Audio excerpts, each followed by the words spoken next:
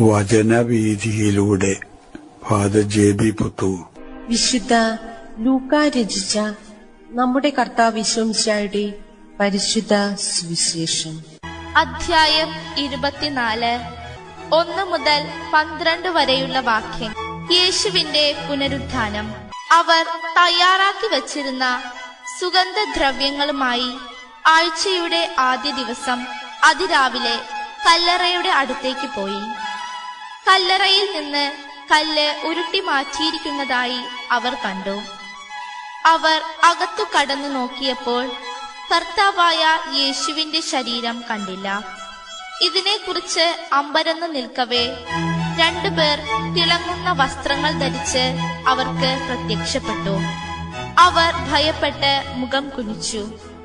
അപ്പോൾ അവർ അവരോട് പറഞ്ഞു, ജീവിച്ചിരിക്കുന്നവനെ നിങ്ങൾ മരിച്ചവരുടെ ഇടയിൽ അന്വേഷിക്കുന്നത് എന്തിന്? അവൻ ഇവിടെയില്ല, ഉയർപ്പിക്കപ്പെട്ടു.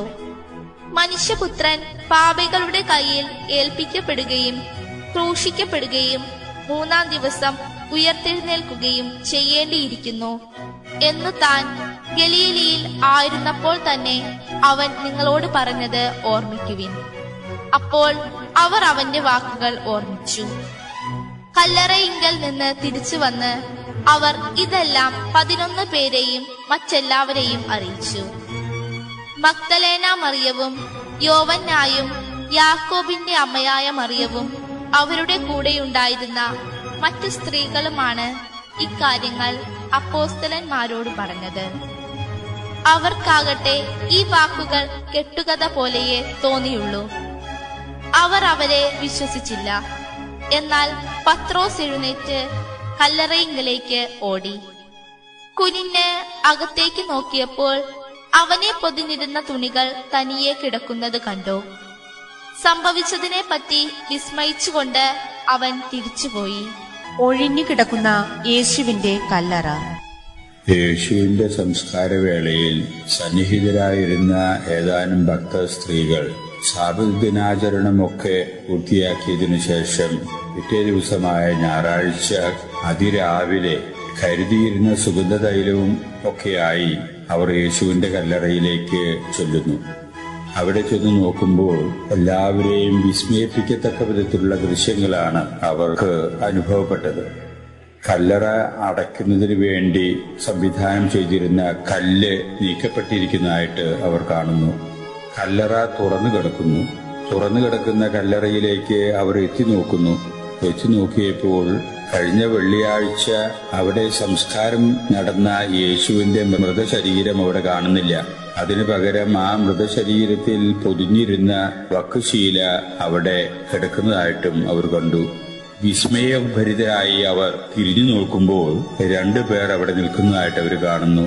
അവരുടെ ആകാരത്തിലും ഭാവത്തിലുമൊക്കെ ഒരു ദിവ്യത്വം ഉള്ള മാതിരി അവർക്ക് ദർശിക്കാനിടവരുന്നു. ആ ദൂതന്മാർ അവരോടായിട്ട് പറയുന്നു, ജീവിച്ചിരിക്കുന്ന വ്യക്തികളെ മരിച്ചവരുടെ ഇടയിൽ നിങ്ങൾ എന്തിനാണ് അന്വേഷിക്കുന്നത്?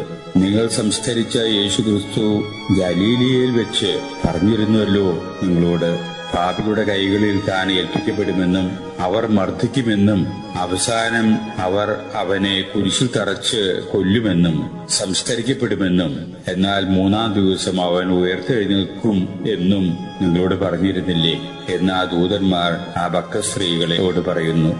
സ്ത്രീകൾ ഉടനെ തന്നെ യേശു പറഞ്ഞ വാക്കുകൾ ഓർക്കുകയാണ്. അങ്ങനെ ഓർത്തുകൊണ്ട് ആ ഭക്തസ്ത്രീകൾ ശിഷ്യന്മാരോടും അവരുടേതായിട്ടുള്ള കൂട്ടായ്മയിലുള്ള മറ്റു വ്യക്തികളെയും ഈ വിവരം അറിയിക്കുന്നതിന് വേണ്ടി തിടുക്കത്തിൽ അവര് പോകുന്നു. അവിടെ ചെന്ന് ശിഷ്യന്മാര് വിവരമറിയിക്കുന്നു. 11 പേരും ഒന്നിച്ച് സമ്മേളിച്ചിരുന്ന സമയമായിരുന്നു അത് എന്ന് വേണം മനസ്സിലാക്കാൻ. സ്ത്രീകൾ പറഞ്ഞ കഥ കേട്ടിട്ട് അവർക്ക് വിശ്വസിക്കാൻ സാധിച്ചില്ല. സ്ത്രീകൾ പറയുന്നത് വെറും കെട്ടുകഥ എന്ന രീതിയിലാണ് അവർക്ക് തോന്നിയത് എന്ന് സുവിശേഷത്തിൽ നമ്മൾ കാണുന്നു. എങ്കിലും അവരുടെ നേതൃത്വ സ്ഥാനത്ത് ആയിരിക്കുന്ന പത്രോസ് കാര്യങ്ങളുടെ നിജസ്ഥിതി കണ്ട് മനസ്സിലാക്കാൻ വേണ്ടി കൂടെ കല്ലറയെങ്കിലേക്ക് പോകുന്നു. കല്ലറയുടെ അടുത്ത് ചെന്നപ്പോ ഈ സ്ത്രീകൾ പറഞ്ഞ രീതിയില് ആ കല്ല് മാറ്റപ്പെട്ടിരിക്കുന്നതായിട്ടും കല്ലറ തുറന്നിരിക്കുന്നതായിട്ടും കല്ലറയിലെ മൃതശരീരം ഇല്ലാത്തതായിട്ടും പത്രോസ് കണ്ട് സാക്ഷ്യപ്പെടുത്തുന്നു. എന്നാൽ ആ മൃതശരീരത്തിൽ പൊതിഞ്ഞു എന്ന് കരുതപ്പെടുന്ന ആ തുണി അവിടെ ഉണ്ട് താനും.